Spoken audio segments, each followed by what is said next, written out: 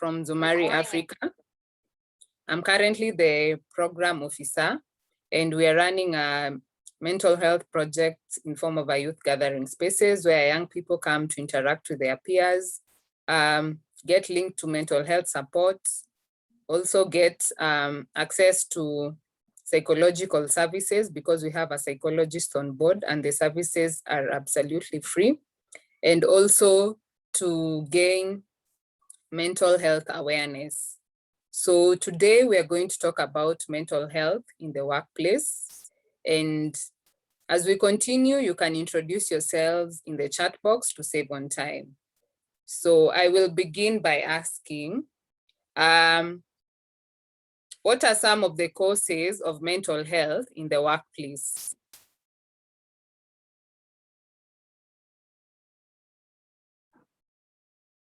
What are some of the causes of mental health problems in the workplace? So, Grace, I'll start with you.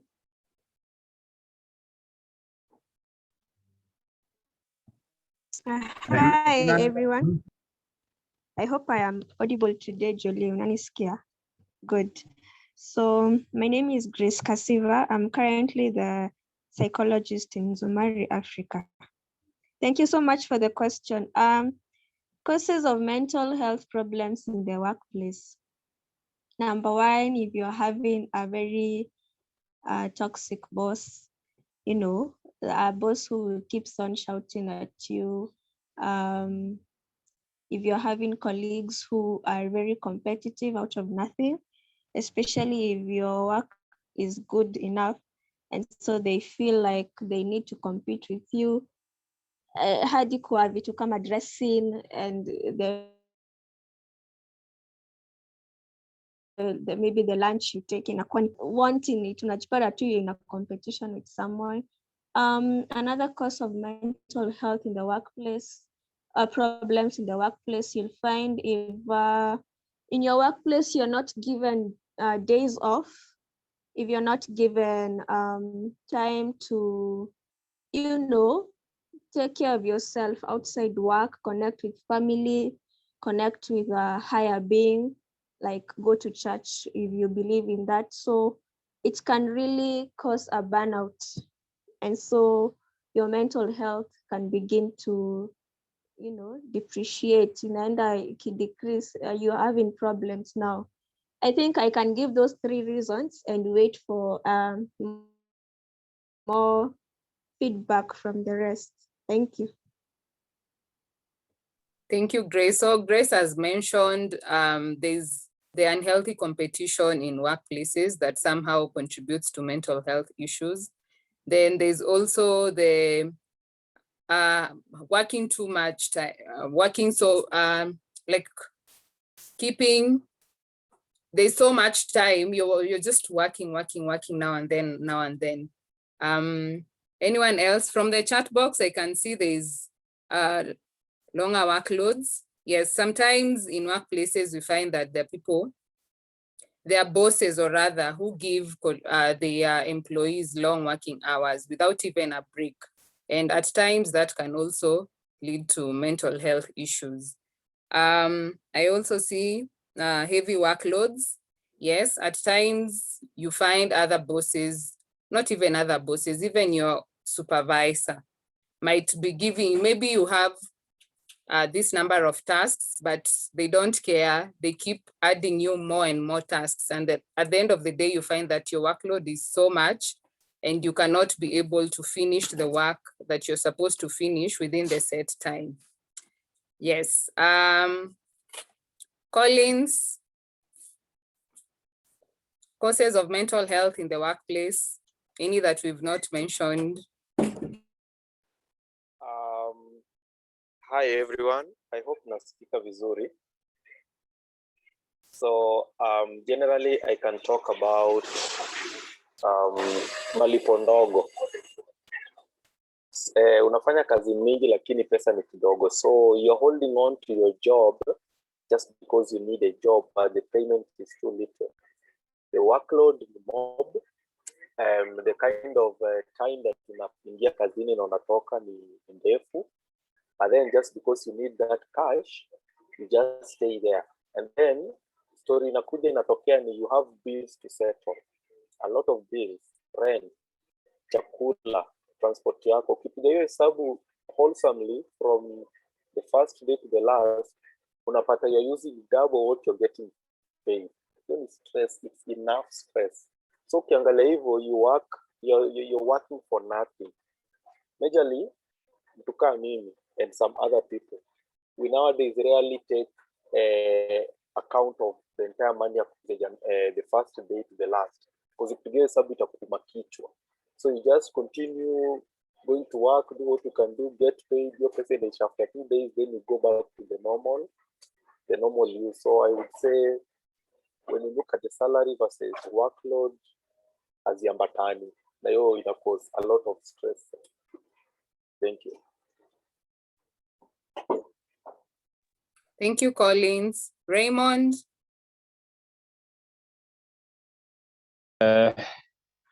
I hope network yangu iko sawa. Iko So sawa. I can talk about entanglements kwa kazi. So when you start having romantic engagements kwa workplace, because tunajua hizi vitu sana sana ziendagi mbali. So wakati inaisha, so you have to face that bagger every day for the rest of the month na kila kitu. So inakuja inaleta issues, especially when the breakup was not amicable.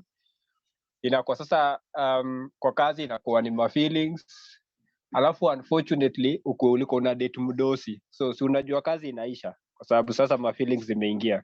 So that gives you a lot of pressure, and also inakuweka at loggerheads with fellow colleagues, because of course when you are dating the boss, for example, you get to enjoy a lot of advantages, a lot of favors which do not go down well na wale watu mnawaka. Now, even if I enjoy hizo favors, there will be a perception that your work is appreciated because you are sleeping with the boss. Hata kama job yako ingekuwa appreciated otherwise, however, because of that engagement inachoma picha pale kwa job. And probably if another boss comes in, work inakuwa hard kwa sababu now you will be targeted, you have lost friends pale kwa job and all that. So I think also hizo issues are romantic entanglements. Hata kama tu na date colleague, when it ends, then now you have to decide, do I still want to see that person's face, or do I quit this work and go look job place ingine? So work becomes even harder for you. Thank you. Thank you, Raymond. Lorna, do you have any contribution to this topic? Yes, I do. Okay. Discrimination and stigmatization, as per if you have a disability, they feel they're better than you. That can cause you to feel less important in the work area. Also, mistreatment from maybe the bosses and the colleagues. You'll feel like you want to impress them for them to like you more. And also the pride, you feel you're better than others. You'll not concentrate more on your output. You'll concentrate more on how people look up to you and what they see as per from your view. Thank you. Thank you, Lorna. Yes, Lorna has added something very important: discrimination, especially in workplaces. Sometimes there are those people who think they know more than you know. Sometimes there are those who discriminate you because of your educational background, but at the end of the day, it's what you deliver. And that's what many people in the workplaces forget. You might be so learned, but in terms of productivity, uko down. But kuna huyo mse mwenye yeye hakuenda shule labda, but kazi yake iko tu sawa kabisa. Thank you, Lorna, for that. Wamboi, any contribution on what are some of the causes of mental health issues in the workplaces?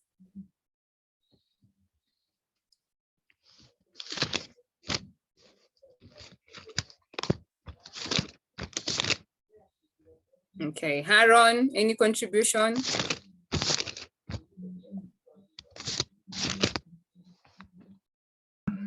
Well, I was more of a listener today, but I would think of self-employment. I would think of uptightness. Yeah, I mean, sometimes you have this pressure to just self-induced. Yeah. Thank you, Haron. Harold.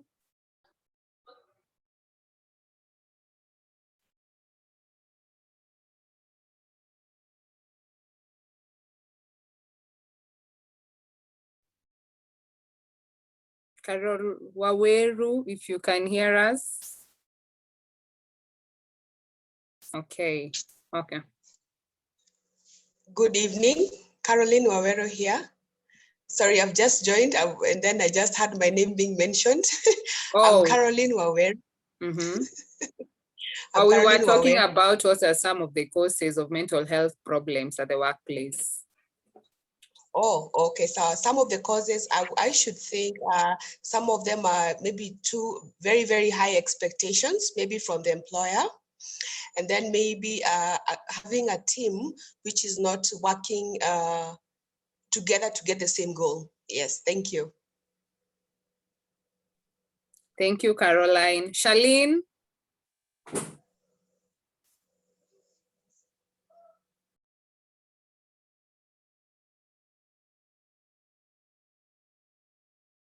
Okay.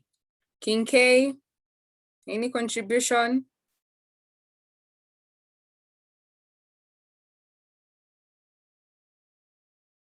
Mimi sina contributions, mimi leo nikusikia tu.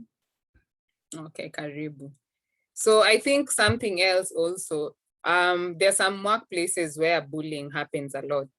You find that maybe you're a subordinate staff, maybe your superior has been bullying you in terms of giving you more tasks. And the bullying can also extend to those supervisors or even bosses who take advantage because maybe I'm a lady, you're a guy, then they start like portraying the sexual gestures. They want to touch you, and at times it may cost you your work because sometimes you may go to complain, and at the end of the day you find that when you go to complain, maybe he's the boss, like ni supervisor wako alafu kuna huo boss mwingine, so sometimes unapata huo boss ana believe supervisor sana kukuliko, so kuna hizo bullyings in terms of the sexual advances. There's that being given more workloads just because wewe ni the lesser or rather the subordinate staff. Then naona mtu hapa amesema poor work environment. Esna, maybe you'd want to elaborate more on that if you're in a position to talk.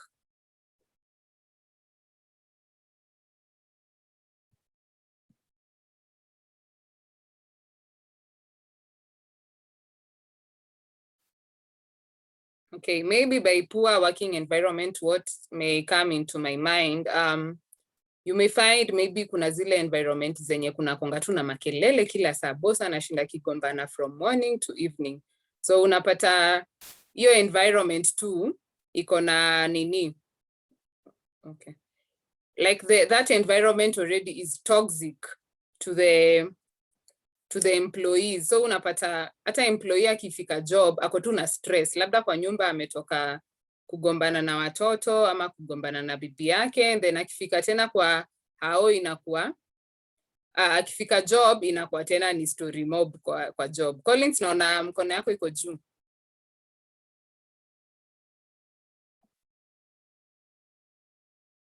Collins, yeah, nilikuwa nataka kuongezea. Hello, unanisikia? Yeah, nilikuwa nataka kuongezea pia lack of support ambayo nimeandika pia kwa space ya chat, and especially lack of support naongelea ile instance where unajua sometimes even if you have a boss or a supervisor who is supposed to be checking on every single thing you're doing, they might not always be right in some of the decisions they make. So wewe unaweza ona something already ndo hii inaenda wrong. You guys are headed to the ditch. You're trying to bring your innovations, you're giving out suggestions on how things can be done, but because of status quo and the fact that mtu ana feel no, hii position yangu, I have the last say, the buck stops with me. So una feel like akunanga support because unaona every time you come up with new things, mtu anakuambia pana, you see hapa hivi vile tunafanyanga. The moment such statements come, you feel like you will never be supported in any idea that you bring, and especially for young people, young blood, that is what we say, and they come up with new things, they have new talents, they've seen new things. But akiingia kwa organization yenye naraniwa na supervisor already ni 72 years old, leave alone ED, trust you me, hata akuja sema ati we can incorporate these activities, utaambia my friend, we don't do that here. The moment something like that is said, you feel like ouch, hapa siwezi nikatoboa. So that is why I said lack of support in terms of the innovations and skills that someone wants to bring in the workplace. Thank you. Thank you, Collins. Raymond, I can see your hand up.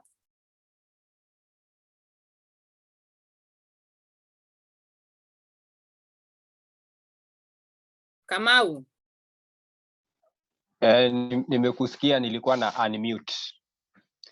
Okay, let's talk about being a shitty employee, because sasa hii tumeongea sana about others. So when you are a shitty employee, nobody wants to work with you because you're not pulling your weight. And most of shitty employees will never ever accept that they are shitty people and they are shitty employees. So they will always blame others. They will want to kutoa hiyo attention from them and divert attention to other people, blame everyone else about things they have not done, saying, oh, it is unfair, hizi vitu zingine zote, and also employees who do not stick to their lane. A job, a workplace is an intricate dance. You miss a step, you step on somebody's toe. Nobody wants to be stepped on. So, kuna wale employees wenye huwa wanajifanya kimbele mbele. So unaona employee yeye anaruka supervisor, anataka kwenda kuongea na mdosi. That's a stupid move because supervisor ako hapo for a reason. So if the supervisor feels that wewe uko hapo unaweza mruka and all that, so what would encourage them to have your back if you're not respecting even the hierarchies? So also we should also as employees also look internally, look at us. What is this thing that I am doing that is causing other mental health issues kwa wale watu wengine? Because if tuko wawili and we have to do a project and you're not pulling your weight, that means I have to pull for two. And then you can't come when I go and report and say, hey, so and so did not do the work. You can't come back and say, you know what, watu wananionea, oh, hawataki niendelee kazi hapa. So also employees need to understand where they are kwa hierarchy, what is acceptable, and also learn the, let me call it the culture of that organization. Kuna zile organizations ziko very strict in terms of the hierarchy of power, especially when you are working kwa corporate sector. You go to the boss and anakuambia, does your supervisor know this? No, anapigia supervisor, please come to the office. So and so was telling me this and this. So mkitoka hapo supervisor anaanza kukuwekea blocks because now you are boss.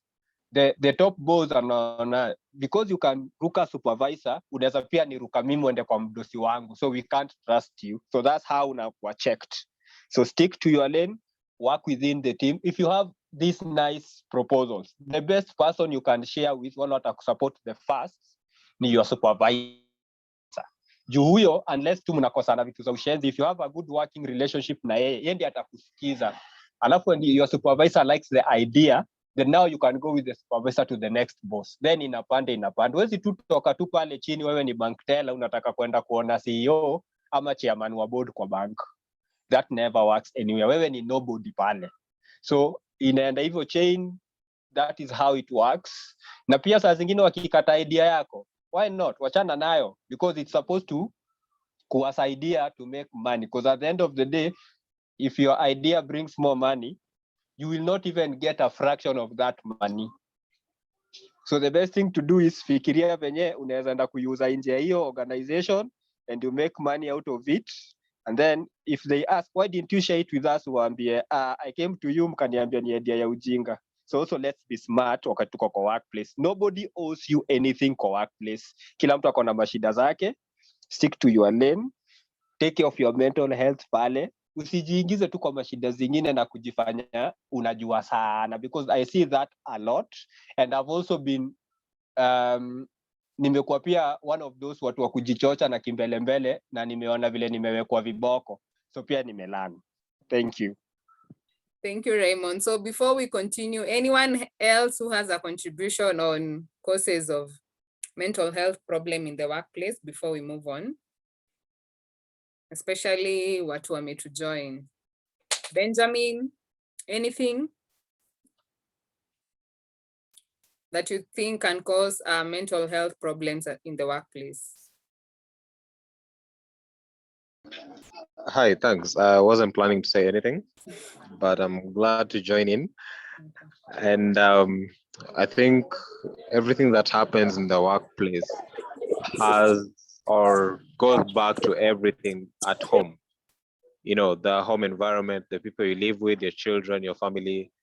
If they're not in a stable state, or if things are not going on well at home, then definitely that will actually affect your mental health at the workplace. And anything that aggravates the situation or stimulates the feelings and the emotions that you're struggling with at that particular time from your home environment will make the situation worse. Thanks. Okay, thank you, Benjamin. So as we move on, we've talked about the problems that lead to mental health, are the causes that lead to mental health problems at the workplace. So what are some of the potential side effects of the causes? Like, for example, when it comes to excessive workload, what are some of the side effects of excessive workloads? Like when you give a staff too much work to do and they can't take it, how will that affect them, their personal life, their work, etc.? So what are some of the potential side effects of, like I've said, the first one, excessive workload? Okay, Eric Hasenya, I can see your hand up.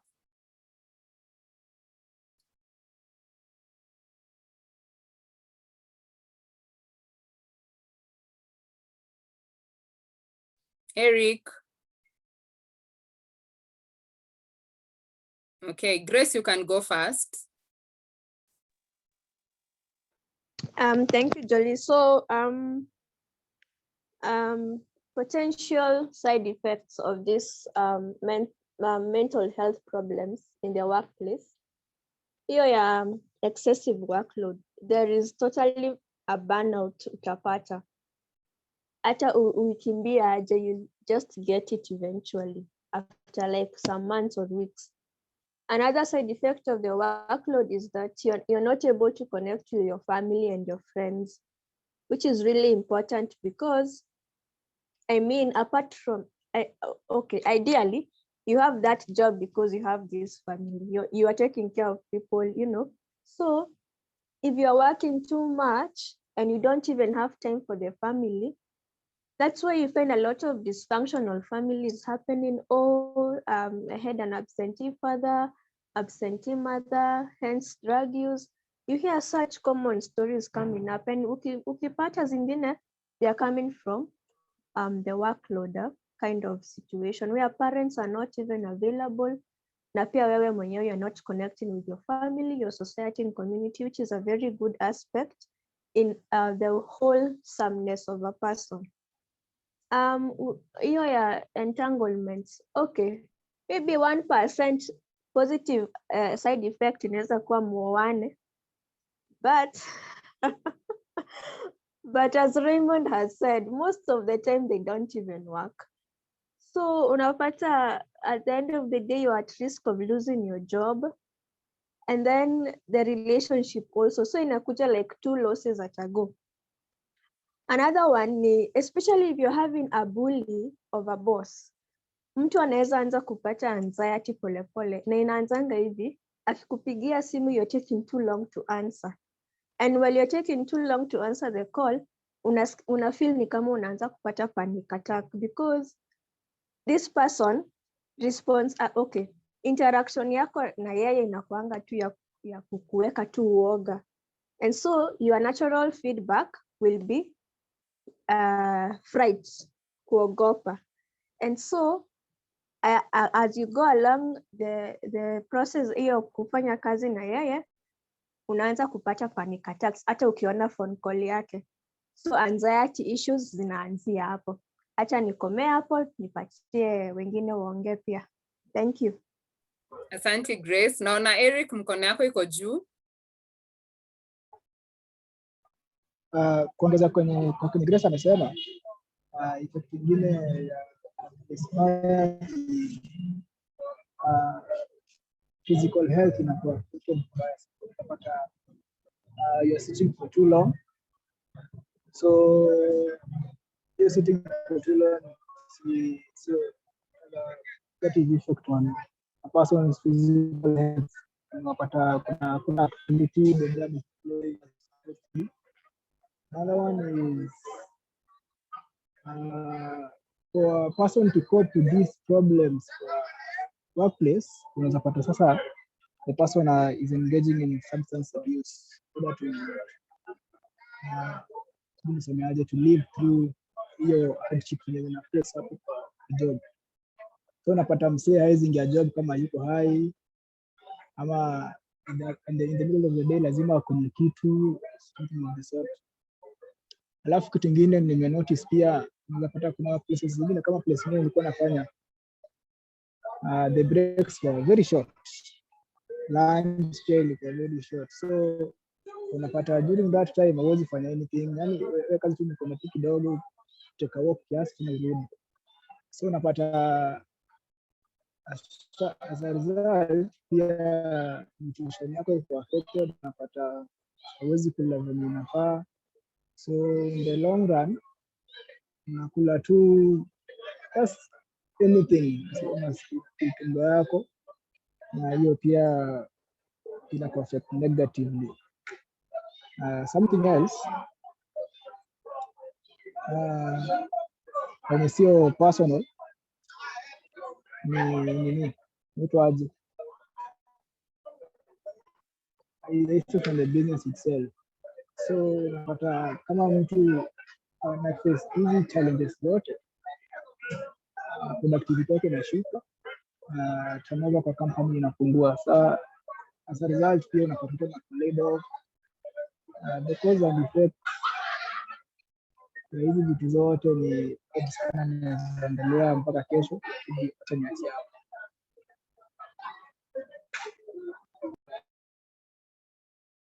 Okay, thank you Eric. Eric mentioned stories unapata at times kwa workplaces kuna short breaks zenye zina lead watu kukua more stress. Alafu pia kuna issue ya unapata watu wakiwa na maybe so much workload ama like issues in the office, they start engaging in drugs and substance abuse. Like unapata kila saa huo msee ndiye cope, unapata tu wako high. Yes, thank you Eric. Lona, alafu Veronica, alafu Collins, in that order. Lona.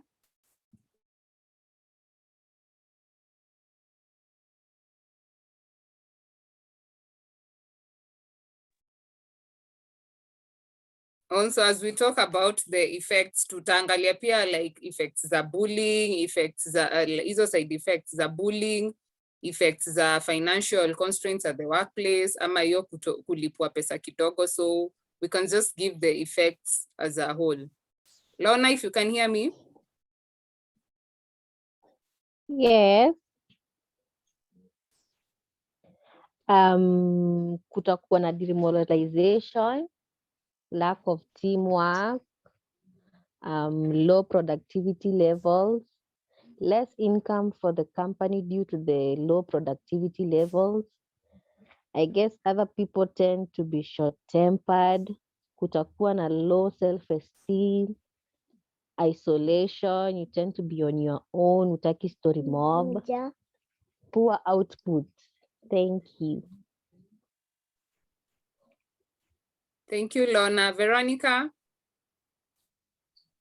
Oh, hi, everyone. I think Lorna has mentioned most of the things. But when I look at the point that Colin said, lack of support, sometimes it can make you feel like less of a person. Like your ideas, if no one supports your ideas, next time out I feel like you're able to bring up your ideas.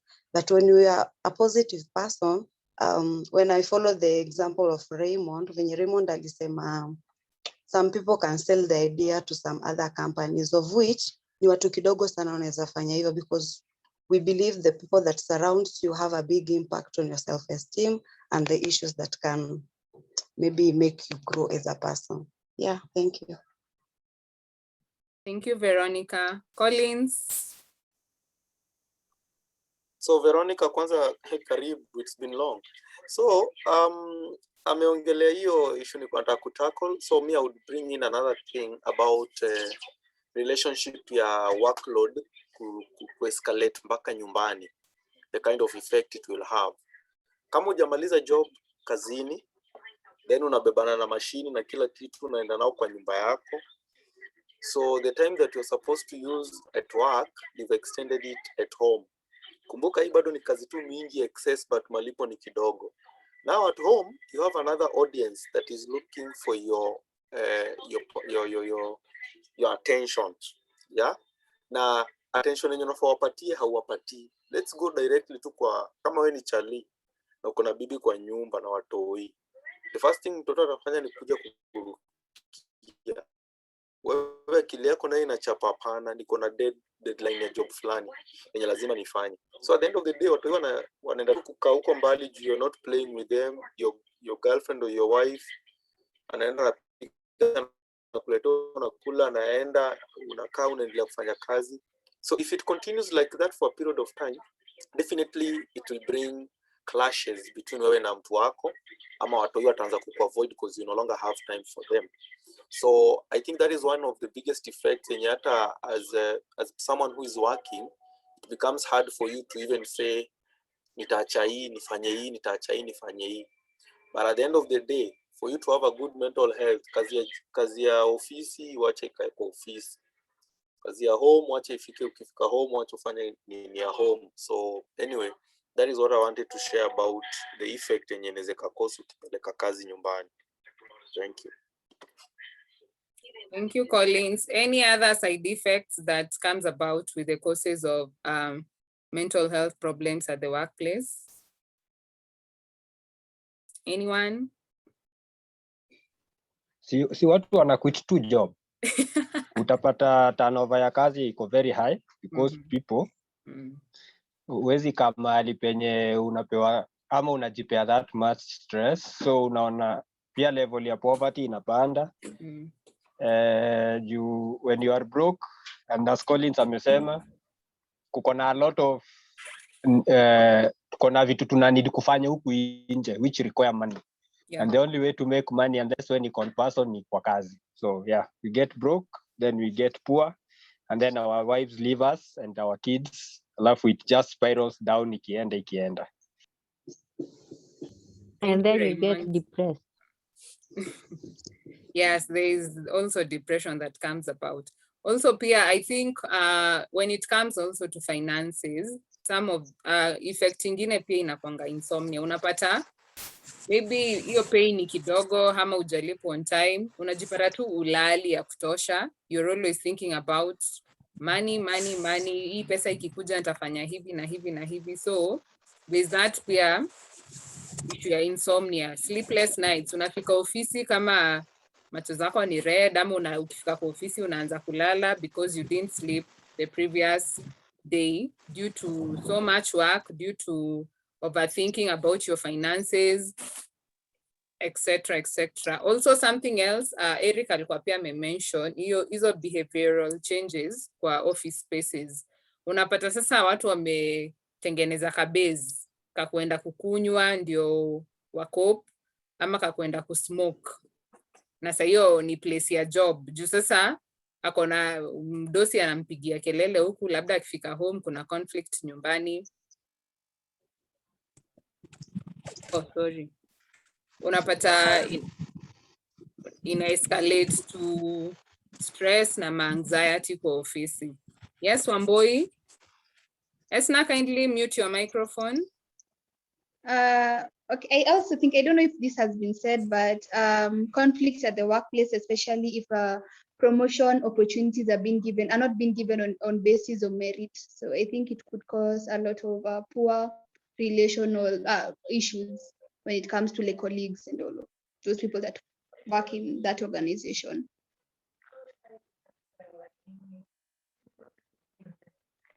Thank you, Amboi. Anyone else with something to say before we move on? Any addition, any subtraction so far?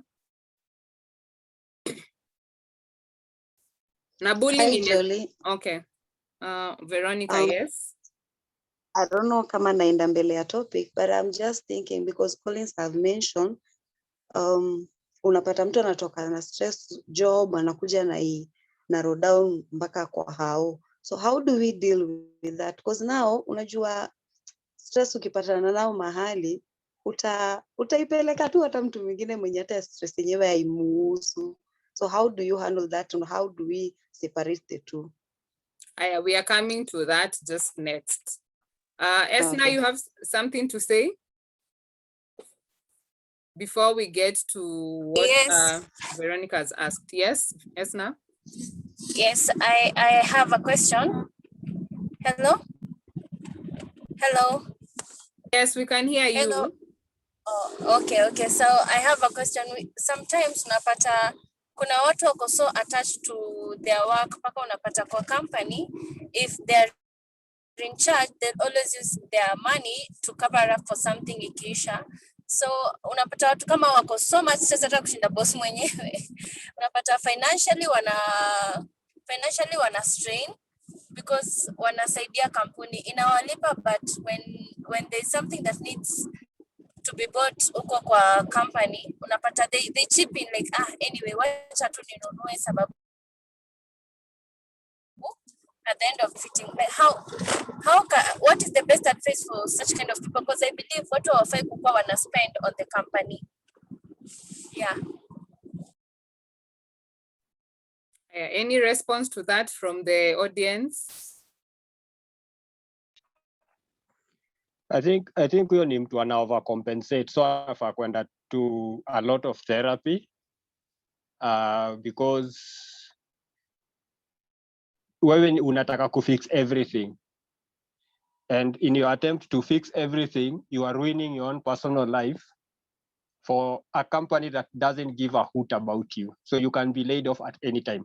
I would understand if somebody did that to their own personal business, because now a business is like someone's child. But if it is just some company where you are employed, and that's why I said employees need to stick to their lane, because if the company goes down, you will be fired.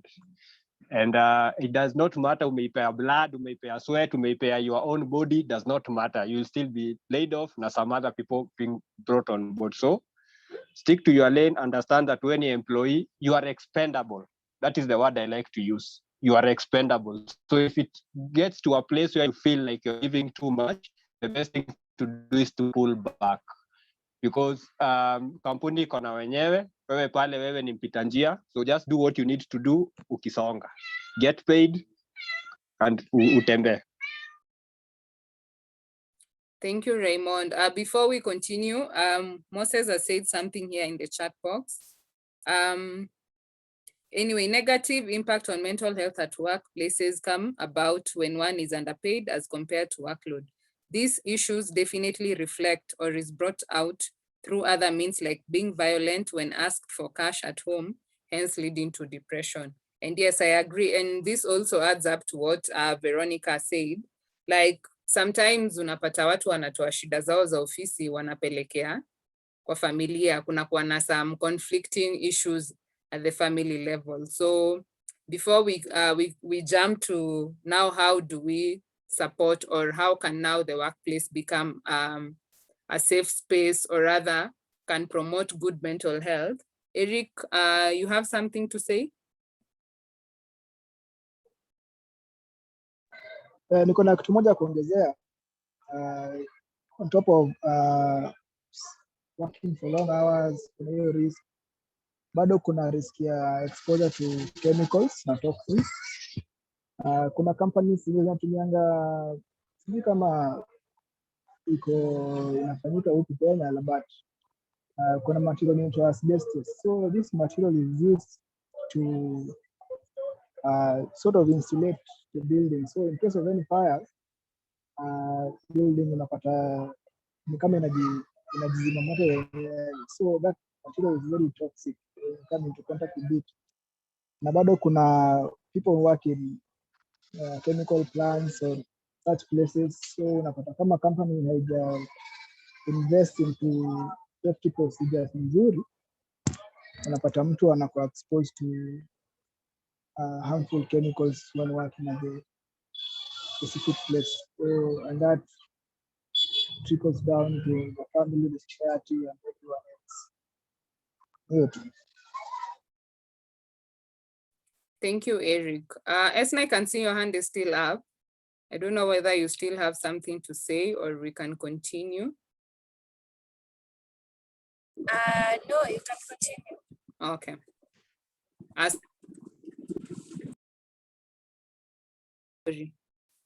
Now we move to the next side. Can the workplace now become a place where people can have good mental health? Can the workplace be that space where I can just go and feel my mental health is okay? Munaweza sema universal answers. Inaweza kuwa no or yes. Yes. Yes. Okay. Sorry, I keep muting my mic, sorry. So we've talked about the workload. Tutaenda systematically when it comes to now the workload. How can the workplace like mitigate easy stories of workload so that it can promote good mental health when it comes to their employees?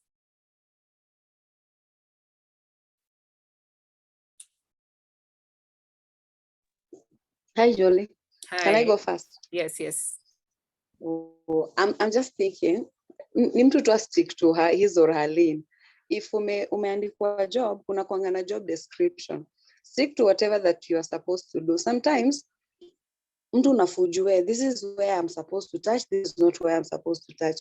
So when you know, like niliandikwa kufanya hii na hii, sidhani kama kutakuwa na issue unless tu kuna something else. So that is what I think.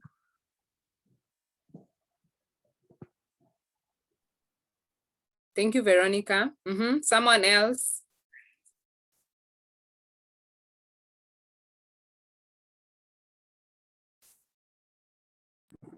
Like, how can we handle this issue of workload, excessive workload? How can we handle it to make sure that employees feel that their mental health is good at the workplace? Esna, you are talking, sorry. Yes, I was talking. So I can share from experience. So far, I have seen feedback work in offices, because sometimes when you meet maybe let's say once a week or twice a week and give out feedback to each other, maybe kama mtu alikukosea, you can speak out, useme wewe mimi sikufurahia vile ulinitreat, ama wewe mimi sikufurahia vile you are doing this and this, and that's how people heal mentally na wanakuwa at peace and people wanasameheana kwa group watu wakiwa hapo. And if kuna kitu mbaya ili happen, watu wanaweza meditate tu decide ni nani alikuwa wrong, ni nani alikuwa right. Thank you. Thank you, Esna. Grace? Yes, Jolie, I'm thinking of a scenario where assuming your boss gives you a work that requires perhaps 2 hours research na anakwambia ufanye in 20 minutes. So assuming you are someone who cannot speak for themselves, utasema tu sawa, utafanya, and then you'll go and get stressed for the 20 minutes and you'll probably do a shoddy job. So I think it can be so good if the workload is too much, just communicate. I think it can go a really long way. You can use venye tu Raymond amesema, of course stick to your lane. Kuna mwenye unajua unafaa kuongelesha, but just make sure you at least communicate, kwa sababu it will not make sense. You cannot do a 2-hour research job in 20 minutes. Na ukifanya itakuwa too less. Na productivity, energy levels zitaenda tu chini, utaenda ukichukia hiyo kazi. So simple communication to the relevant people goes a long way. Na usiogope, mods ni mingi, kuna emails, kama kuna phone calls. If you guys have physical meetings, you can say in the meeting. So I think for me, that can be a good strategy for the workload. Thank you. Thank you, Grace. Hasenya? Mi tunaweza sema kupunguza workload. The first thing ni pacha management. So when assigning work to different workers, the managers should look at the different capabilities of each worker. So si kupatia mtu amezoea manual work alafu anatumia IT. So that is the first thing. Kuspecialize watu wenye wako skilled in certain areas. Inafanya kazi na kuwa efficient na kuwa nzuri. Second, ni kama mtu ako na shida mahali, there's always somebody who knows more than you, hata kama sio department yako. So it is best to ask. Kama kuna issue mahali, it is best to ask around. Unapata kuna msee anaweza kuwa department seme kwa sako hivi. Unapata mtu ako department ya registry. This guy tuseme alifanya accounting akiwa shule, na wewe ni mtu wa accounting huko, kuna kitu ya kulemea. So ukienda kumuuliza, unaweza pata anaweza kusaidia. So it is good to know your colleagues na kujua specialize whatever they are specialized in. The last thing ni to take advantage of technology. So sio kubaki tu kwa manual systems ama shoddy systems zina lag ama zenye si user friendly, ni ngumu kutumia, kuleta wakazi wengine, kutrain pia ni kazi. So yeah, those are my 3 points. Specialize, part of management, part of the workers, now taking advantage of technology. Thank you. Na nikiongeza kuna mali nilikuwa nasoma walikuwa nasema at times in workplaces when umesema story ya technology, kuna task management softwares. Maybe companies can start implementing that. Alafu pia story ya time. Companies might start doing staff trainings za time management so that staff wanajua kumanage time yao kulingana pia na tasks wamepewa. Moses, Baraza, alafu Lona.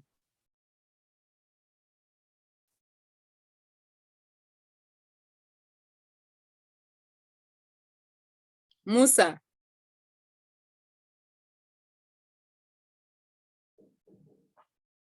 Okay. Lona, you can go first.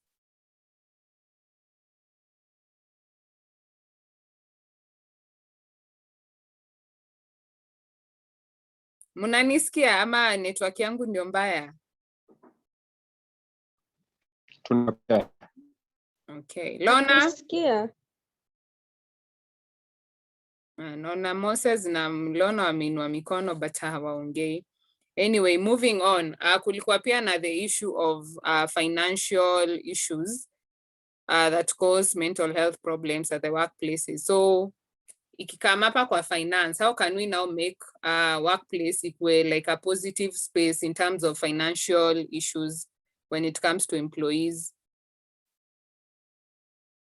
Like inaweza kuwa sorted aje?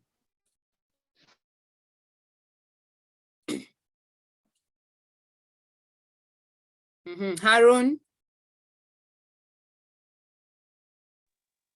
All right, thank you. I'm not per se answering this question, just to get back to the previous one. I'm thinking to myself, what if in the events like you air all those you know points and things to be done. I think for me it's just a matter of you know, of individuals within this institutions to come up with mechanism that will and techniques that will help you you know, mitigate that aspect of your mental health being affected. So, and it ultimately, like all these issues you know, leads to dysfunctionality of your psyche and your physical body. So for me, I've found practicing mindfulness really works as individual, because by the end of the day, I mean, well, you're working with people, but you're not here to save people, to change them or fix them. Sometimes you hear all this solution and things to be done, but it doesn't get to be done. So it's just upon you. And I talk about mindfulness, it just requires us to let go of that, you know, uptightness, things that we cling into, our ideologies, and, you know, simple things like tapping into the awareness of our breath and bringing our full attention to what's within us and just around us. So basically just a matter of practicing, just halting, you know, calming ourselves down, looking at things deeply, because some of these things, you know, things that we go for, they're just poetic and quaint sometimes, and sad to say. I mean, sometimes it's us that we, you know, we subject ourselves to a such situation because, you know, everyone is going for, we're making a living at the expense of life, yeah? And there's a huge distinctions. Like when you're just making, when your purpose and your goal is just, you know, just money. So it's just quite just mundane, predictable, frothy.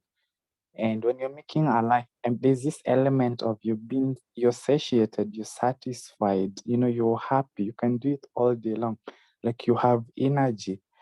And even on the situation where, you know, even learning like a small element of, you know, just contentment. Like sometimes you have small, yet you can live so abundantly.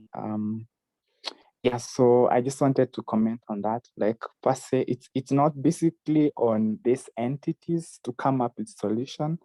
We as individuals should really take time to understand ourselves, and, you know, always getting, you know, escaping to that island of, you know, of self. And sometimes actually when the boss are a bit hard, when people are bullying you, when things are not working, you know, sometimes you're able to understand, you're practicing compassionate listening. Yeah, you're able to see someone's, like, so it doesn't get into you.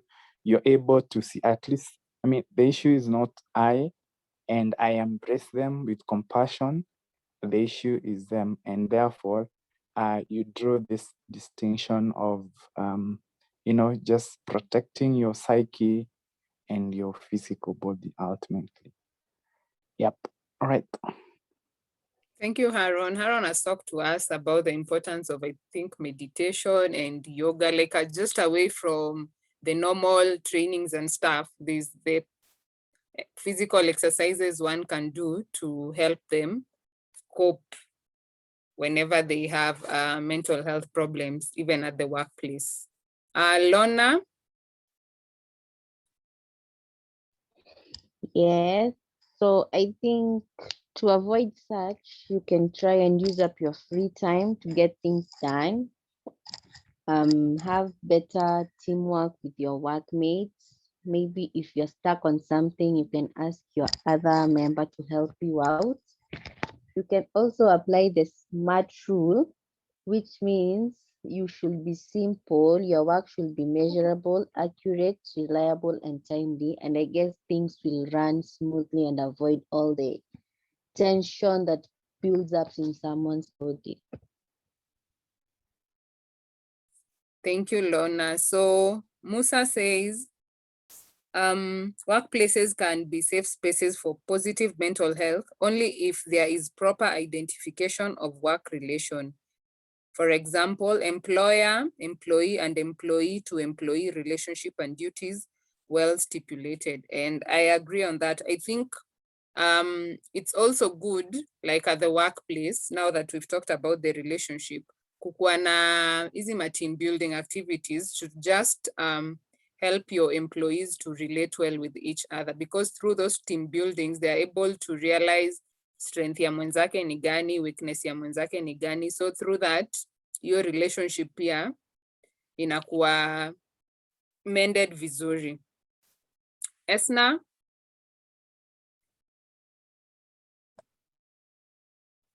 Okay, so me answer the question about mental health on finances kwa job. So first of all, I want to say that people go to work for 3 things.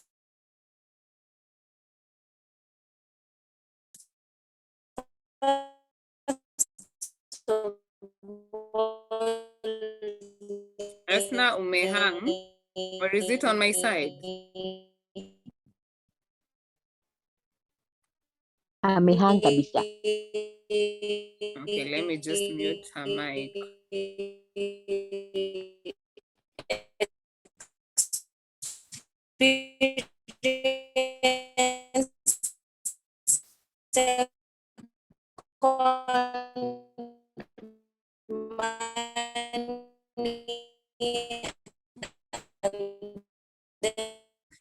So ukienda Now we lost you at some point. I think we lost you. Okay.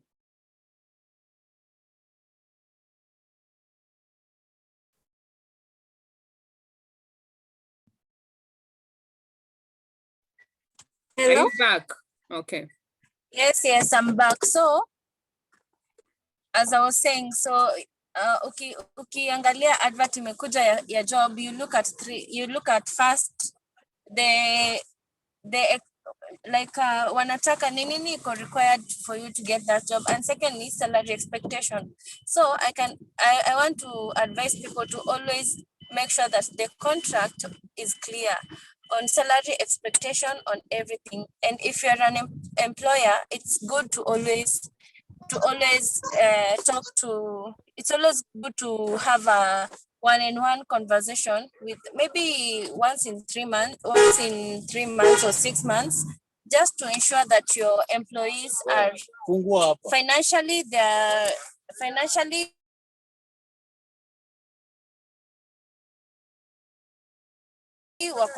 always talk to them, ask them, what can I do? What do you think we can do to improve your future, maybe financially or in any other way? Also, it's also good to appreciate your employees.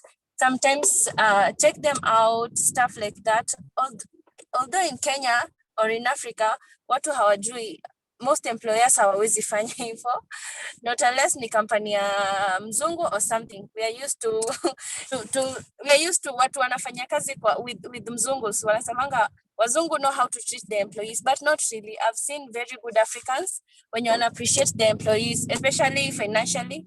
Once in maybe siku ya Christmas, they give them tokens of appreciation in cash, ama wanawafanyia shopping, something like that. Yeah, thank you.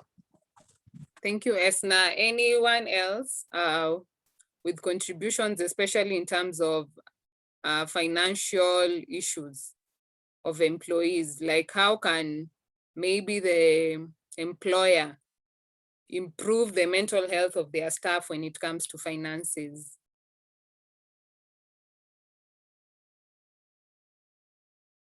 Anyway, I have one. There's also like just paying your staff on time. Unajua kuna employers wengine wanakawianga na mshahara ya watu yet pesa iko. So I think it's important for employers, once you pay your employee on time, they're able to budget for whatever tasks they have, like to manage the family issues and everything else. So once you pay them on time, it's easier for them hata uko nyumbani to be able to like distribute the money to different tasks or different provisions at home. Veronica?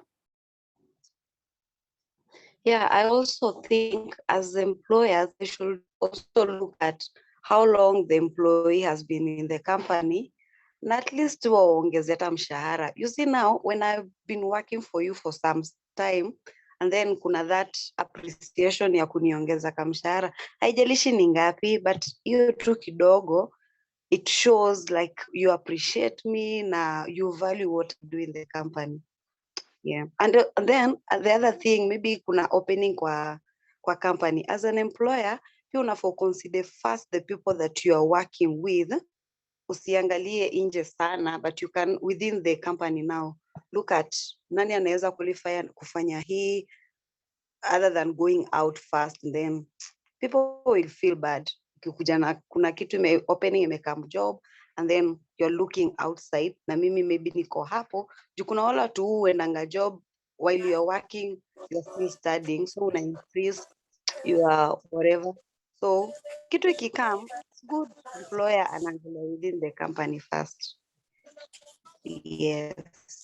Yeah, thank you, Veronica, for that. I think pia hizo two internal promotions, like rather than going externally kuemploy watu, ni vizuri pia kufanya the internal promotions within the organization. At least with the promotion, employee wako anapata like do mob, ama an addition to the salary yenye inamsaidia pia anakuwa able kumanage finances zake na different tasks zenye ako allocated for. Anyone else with anything to add?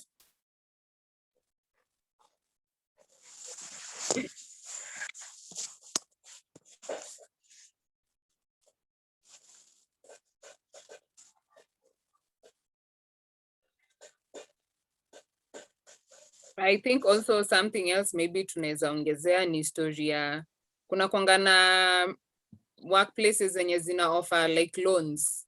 Unapata you can take a loan to maybe pay fee for your kids, take a loan to buy a car, take a loan to buy a home. So I think, but that depends with what amount of money the company gets. So if also employers or workplaces can find a way in which they can be able to get loans for their staff, inaweza saidia sana kumitigate the financial difficulties ama financial causes that lead to mental health issues.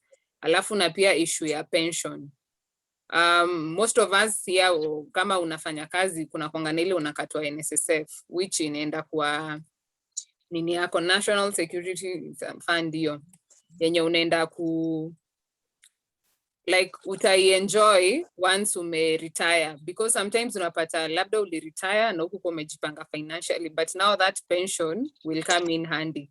So it's good for also employers to encourage the employees kuchukua stories za pension. Yes. Haron, you have something to say?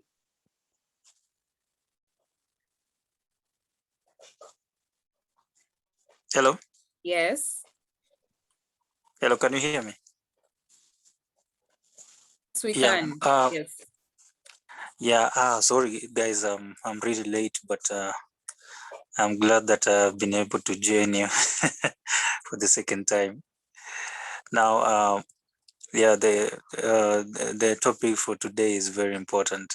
I've been in such events. I mean, being in a company whereby you find that the employers actually they don't follow up on the employees, like they don't take seriously the employees, and that has really, I found myself very frustrated. But the good thing is that though I'll not mention the name, the good thing is that the general manager, we happen to be Africans, you know. So, and I hope you'll not mind also if I don't to mention the race. So these are the very vital things that are happening in the companies, and people are really frustrated. Most of them, they even end up in depression because you find that someone has a family and you have to cater for that family, but you find that you're not being paid at the right time. And when you try to follow up, or even if you maybe try and even file a case, or you end up maybe you try and also involve these labor, the labor ministry, you find that even these people sometimes you find that they don't take things seriously. So, and it was very challenging when you find that you're working for a person who doesn't take responsibility of the employees. So that really diminishes the potential of the employees, and you find that sometimes they could even force you to do something that is against the norm of the company and also the policy. So this is a very good topic, and I think before if you are actually looking for a job, another thing you should consider is the working environment and also the kind of a boss, because that really matters. Yeah, that's sometimes not about the money, because yes, you can get a good job with a good pay, but the boss maybe yeah, find that the boss they are not even responsible. So, I mean, they don't care on how to inspire the employees. Yeah, thank you. Thank you, Haron. Any other addition to like ways in which now the workplace can become a positive space for employees and to promote their good mental health, aside from the financials, aside from the workloads? Any other thing that maybe employers can do or a workplace can emulate to make sure that their employees feel safe at the workspace or feel that their mental health is good?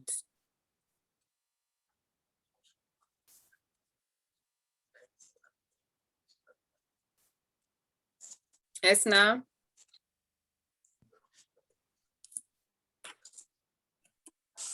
Hello. So personally, I always feel like company trainings are very important to employees.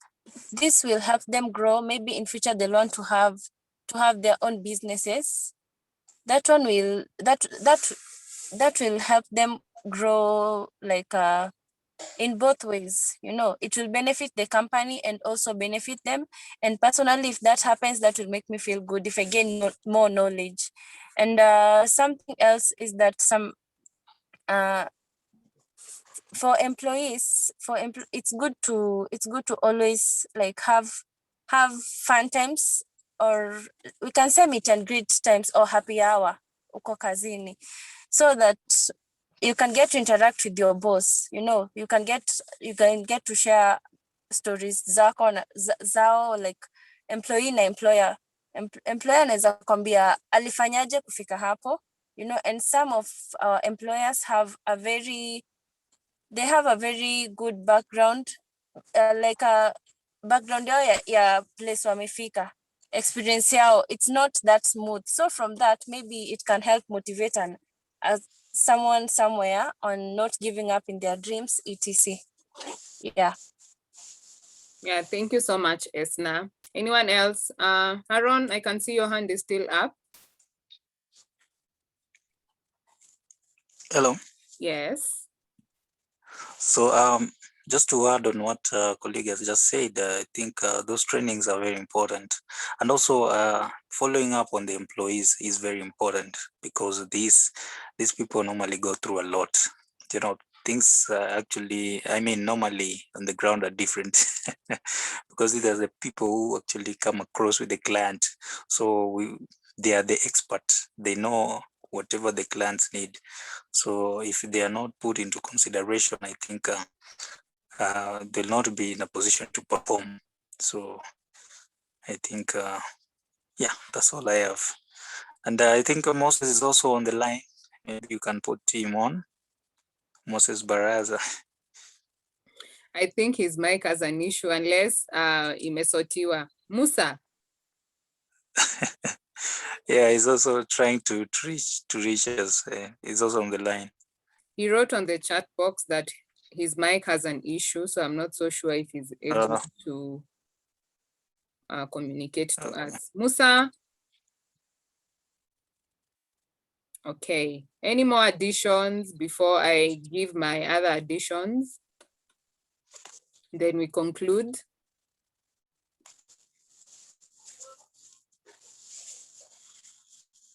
Okay, so I can see Teresa has typed on the chat box and he said, as apart from the salary, what other products the company has, e.g. housing, medical, and circle joining for loans? Okay, yes, I agree. And I had also said about it before in terms of maybe companies finding a way in which their employees can be getting loans. And Teresa has also proposed like companies can also have insurances and maybe housing plans for their employees, medical covers for their employees, and SACCOs where their employees can invest their monies so that at the end of the year wanapataka dividends. They can even get loans from the SACCOs so that they can be able to sort out their different financial issues that they have. Thank you so much, Teresa. And also something else, I think also workplaces should be having like debriefings every week. Maybe wiki meisha, every Monday have a debrief. Just try to find out how are your employees doing? Where did they have challenges in their work? What successes are they, did they encounter in their work? What issues came about? And from there, they can now be able even to interact with each other and give each other peer support. Unajua hizi peer support tunaonanga tu ni kama ni ya vijana tu. Even at the workplaces, it's important. Like just to have that debriefing moment, muna interact kujua mwenzako alishindaje last week, kazi yake ilikuwaje. With that, people are able to, you'll be mentally okay even after that debriefing session. And also something else, I think also workplaces should have like mental health trainings like and awarenesses in the workplaces. Maybe each week mnakava maybe a sign and symptom ya depression, so that even when another colleague sees their colleague is behaving in a certain manner, he or she is able to tell that this person is going through a mental health issue. So that basic awareness or basic training for your employees is important. Like just bring in a mental health expert or even someone who has experience in handling mental health issues to like engage with your employees to know what kind of issues they're experiencing and also to educate them on what kind of signs they can be able to see in another person and be able to tell that they are going through mental health issues. Esna, I can see your hand up. Yeah, to add on that, I feel like most of the companies restrict their employees on maybe ukiingia asubuhi kama unafaa kukaa tu kwa desk, ukae tu pale kwa desk, haufai kumove. Na mimi na feel employers wanafaa kukuwa na common areas for the employees, ama employees should be allowed to move freely. Kama wewe ni either let's say an accountant, unaweza enda work from the reception without anyone judging you. Ati hey, kwani huyu amekuja kufanya hapa nini? Si ati kama wewe una belong kwa kitchen, wewe unaoshanga tu vyombo, ukange kwa vyombo. Kawe ni wa kuosha, ukange tu sijui uko backyard. As in, anyone should be free so that they learn from each other. There's no way maybe mtu ana mop anaweza learn kukuwa receptionist kama hata visit your receptionist wako hapo mbele, ama kama ataenda engage na accountant ama manager, mzee unafanyangaje kazi yako and stuff. That is how people grow. Hata unaweza pata that person mwenye anaosha or anaoshanga vyombo pale knows much better than mwenye ako kwa reception, and they can share ideas. Yeah. Yes, thank you so much, Esna. Yes, I think it's important for workplaces to have like common areas where people can just meet and do their work from. And also in addition to that, kuna wale watu pia wanakuanga introverted. I think as a employer maybe ni poa pia to have those kind of silent rooms yenye msee mwenye ana feel hataki kuinteract na msee anaweza enda tu afanye kazi yake from there, because there are people wenye hawapendi kuku around people, they don't like being around noise. So just having a space where they can go and do their work from is also important. Haron? Yeah. Hello. Yeah, Hello. to Aaron, sorry. Oh, Oh, sorry. Haron go first, then Harun will go next. Sorry. Okay. So just what on what Esna has said. Another thing is, okay, this is very important. People should be able to speak up, to have confidence. I think employers are also human beings. And in most cases, find that the employees, they are afraid that maybe if you speak up, you get fired, So I think as long as you're in Nzumari, Africa, or friends of a friend who is working in a certain company, I think you should inspire them to speak up, just to get to know whatever they're going through. I think this also should be an initiative that Nzumari Africa will be taking from today henceforth, that also on one or the other, to find a way and pay a visit one or two companies, just to get to know whether the employees are being treated right. These people should get to know that their people are following up, because we are here as the game changers, and we are doing this to transform the community, not just among us, but reaching out to as many people as possible. Yeah. Thank you. Thank you, Haron. I don't think know whether Harun, you're still here. Okay. Harun now. You can Yeah, go yeah. next, Harun. Oh, yeah. And I totally concur with Harun as well. Yeah, I would say that when all is said and done, nothing can compensate for our mental and physical wellness. So when push comes to shove, it's okay as well to just say, to just let go.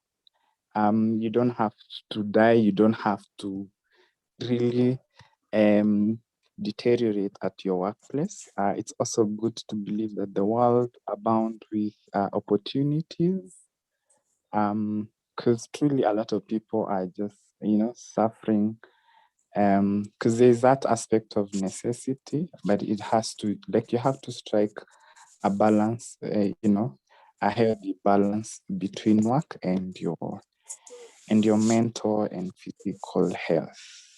Yeah. Thank you so much, Harun.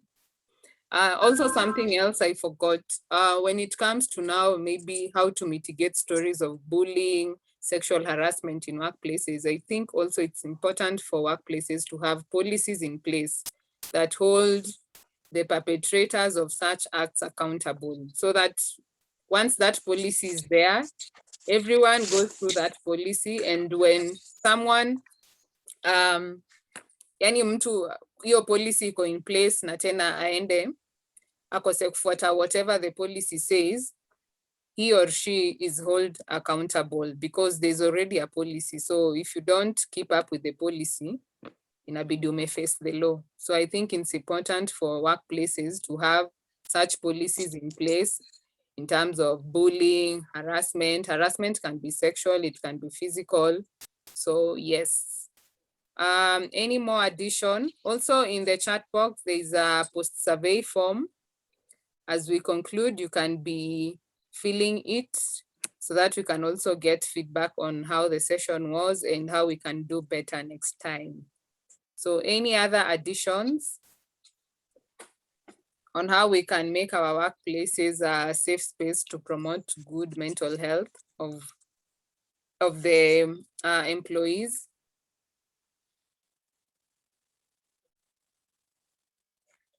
Haron? Yeah, one more thing which I forgot is another thing is we should try and get to know, practice first aid kits if there is any chance, because safety really matters at work. And it's very important. Yeah, if there's a chance, you can enroll for those classes. And I think that's all I have. Thank you, Haron. Catherine says good conducive environment for effective service delivery. And I agree, it's also good for workplaces to just provide a conducive environment for their employees. By conducive, maybe somewhere like guidelines are in place, somewhere that is very usafi, sanitation wise ni poa, juu unapata kuna workplaces zingine pia sanitation si mzuri. So ukienda job labda harufu zinakupiga hapo. So it's good also for employers to find ways in having good sanitation. Provision of leave off days, sick leaves, that's also important. Also, just giving your employees lunch breaks so that they can also like wapate tu time ya kupigwa na fresh air. Alafu pia sometimes taking even your employees to work outside the work environment. Kama sometimes easy workshops too. You plan for a workshop outside Nairobi, outside the workspace where people are able to do their work informally. It also helps. Yes. Anyone else? Grace, any last words?